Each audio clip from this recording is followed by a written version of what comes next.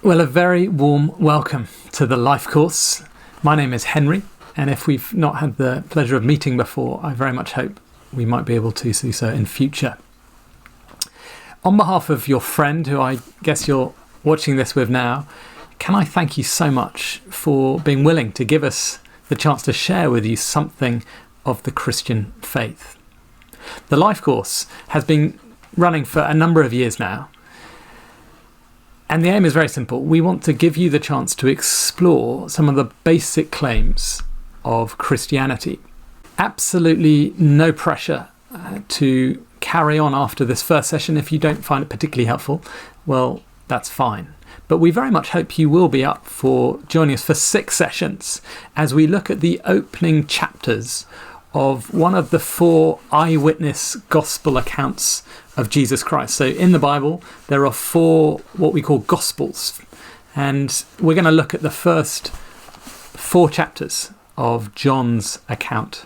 Have you ever read it before? We very much hope looking at it together will help you see what wonderful news is the Christian faith. Anything religious, praying or singing, all we're going to do is look at the text and try and work out what is being said. And I will give some input. You will have a look together with your friend at the sentences, have a discussion. I will give some more input, summarising hopefully some of the big things you saw. You'll discuss again, and then a final concluding talk.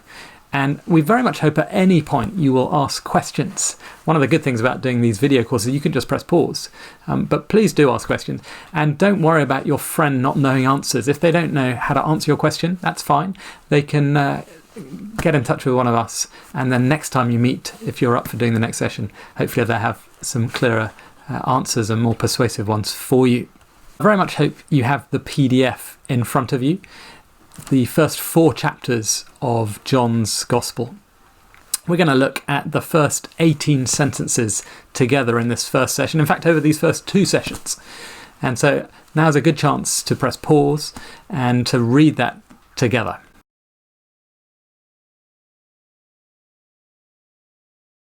Well, I hope you've read the first 18 sentences. I'm going to read the last sentence again.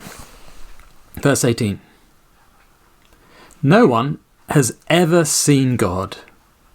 The only God who is at the Father's side, he has made him known. Friends, in this first session, we're going to focus on 2 big truths, and they're both in that sentence. The first one is this: no one has ever seen God. Would you agree with that? Have you ever seen God?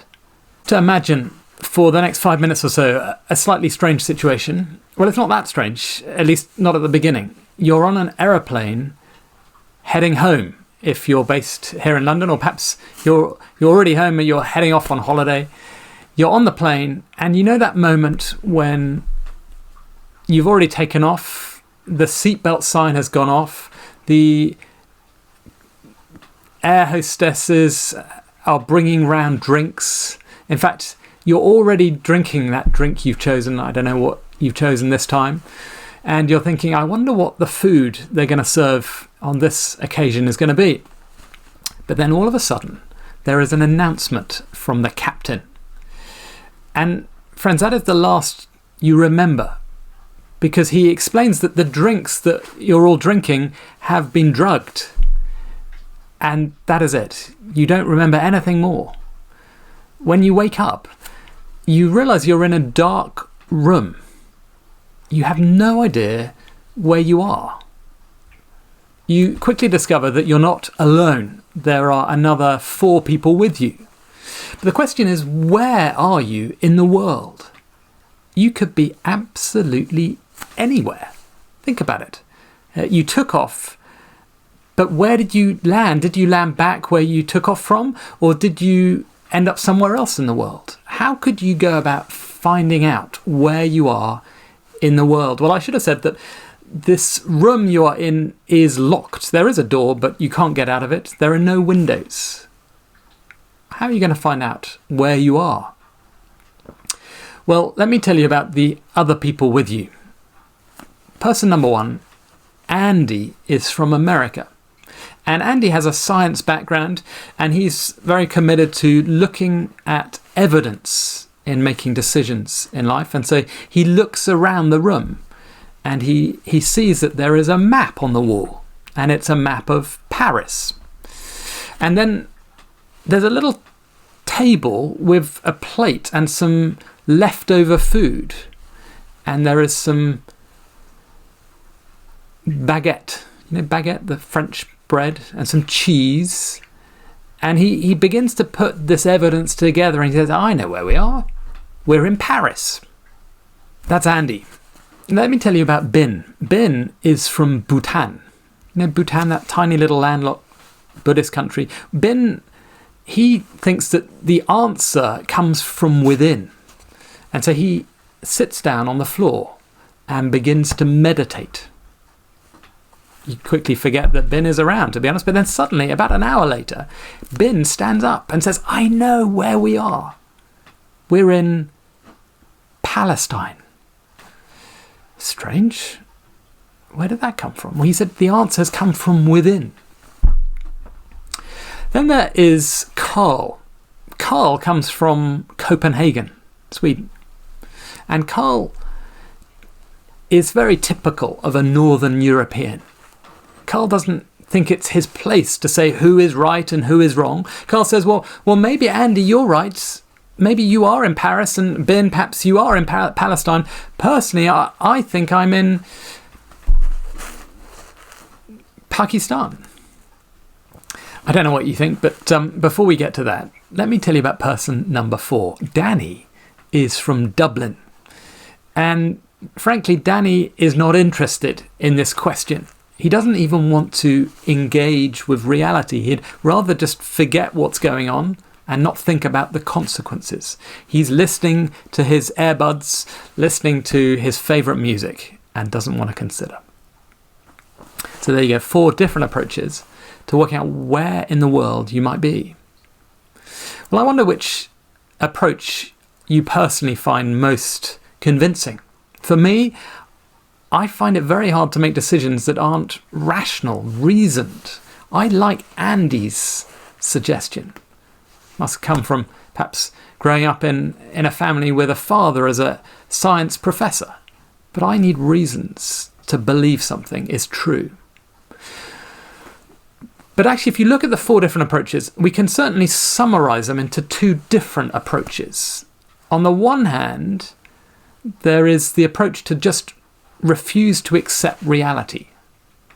And that would be both Danny and Carl. Because if you think about it, Carl, to say that all of them are equally true, well, that's just not, that can't be possible.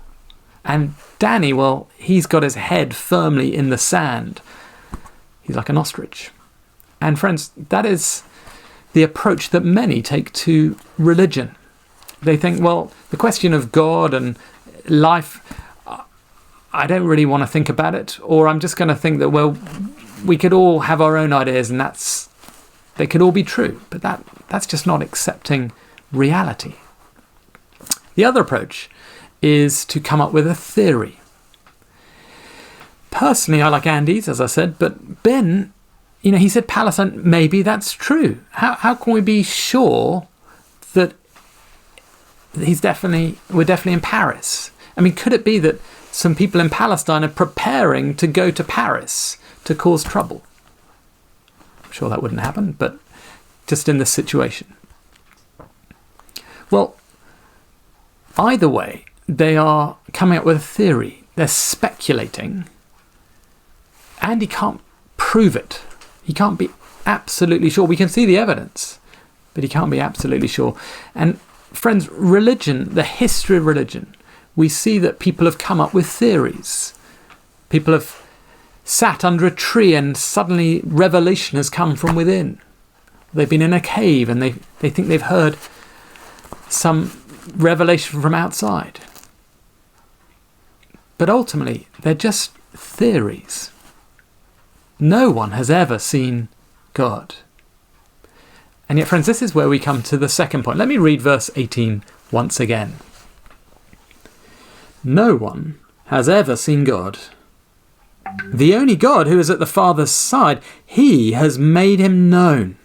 If you noticed as you were reading it earlier, that actually the name Jesus is only used at the end from verse 17.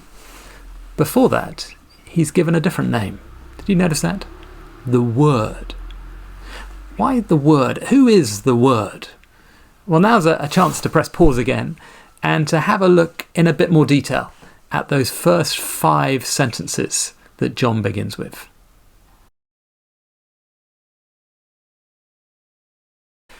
No one has ever seen God. But the Christian claim is that Jesus has made God known. Well, as you've seen, John doesn't use the word Jesus at the beginning. Why is that? Why does he talk about the Word? Well, think about the original readers. The Jewish reader would not have been able to accept this concept of Jesus, a human being God. But they did have an understanding of the Word, God's creative agent in bringing about the creation. For the non-Jewish reader, well, they also had this concept of the Word. For them, the logos, that's the original Greek word, would have had ideas of a spiritual force behind the universe, some sort of impersonal being, not quite sure what it exactly was, but it was there running behind our world. A little bit like the concept of the Tao. I imagine a good number of us using this life course are from a Chinese background, and this character you can see next to me, the Tao, is the word that the Chinese translation has used for the word. Of course, it's not a literal translation, but I think it's actually a very good translation, because the concept of the Tao is very similar to that Greek idea of the logos, this impersonal force behind the universe. And so do you see the claim that John is making at the very beginning? This what you think is an impersonal force, or God's creative agent, is actually a person. As you filled out that CV, if that's what you did you notice who the Word is? The Word was with God in the beginning. He is the creator. Nothing was made that wasn't made through him. So the Word has always been there. He is the eternal creator. The Word was with God in the beginning. He wasn't made. He's always been. And the Word was with God. The Word was God. That seems impossible. How can the Word both be with God and be God? Well, read on in John's account and we begin to understand something of that relationship. In fact, we've already seen it in verse 18. The one who is at the Father's side. And so God's Son, the Word, was there from the very beginning. Divine, he is God. He's the source of all life. Well, in our next session, we're going to look at how the world has responded to the Word coming into our world. But for the rest of our time now, I want us to focus in on verse 14. Let me read it again. The Word became flesh and dwelt among us. We have seen his glory. Glory as of the only Son from the Father, full of grace and truth. No wonder Jesus is so perfectly qualified to make God known. No one's ever seen God, but Jesus has made God known. Well, of course, he's the best person to make God known because he was with God in the very beginning. He is God, God's Son, stepping into our world, making God known.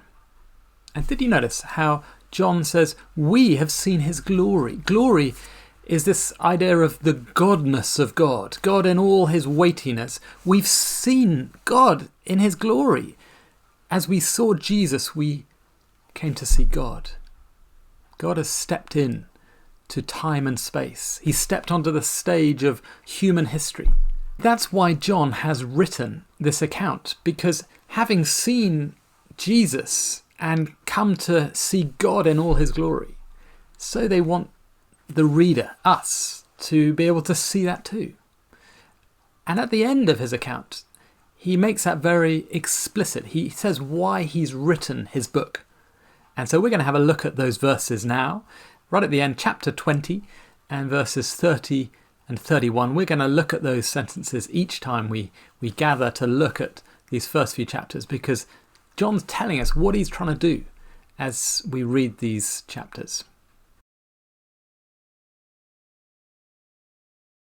So can you see why we have called this the life course? As we look at John, he wants us to come to receive life. What is life?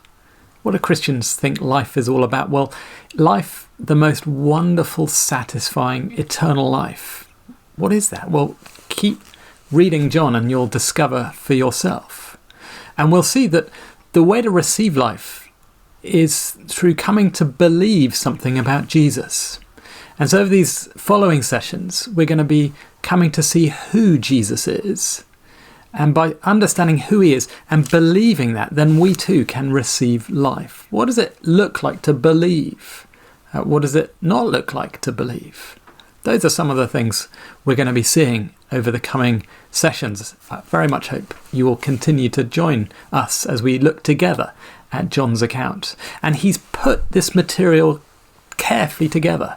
He's included some signs. What are the signs all about? Well, keep coming and we'll see some of those signs together. And as we do so, I wonder if you too will believe that Jesus is the Christ and so have life in his name. But in the first instance, we just would love you to keep reading. I want us to go back to that scenario we began with. Do you remember the locked room? We've got 4 people with us: Andy, Bin, Carl and Danny. Which of them are right? And what about you? How have you worked out where you are in the world? Well, imagine the surprise as suddenly that locked door opens. At last, they can know the truth. Well, this man comes in and he says, good news. Good news. You're in Pyongyang. That doesn't sound like good news, but it is good news because he explains that the ransom has been paid. You're now free to go home where you belong. Do you see that each of the individuals were wrong? It could have been that one was right and the rest were wrong, but actually it turned out that all of them were wrong. But Jesus has made God known. Jesus has come from outside and has made it possible for us to know the truth about God. Some of us have grown up thinking that Jesus is some sort of legend figure who didn't actually exist.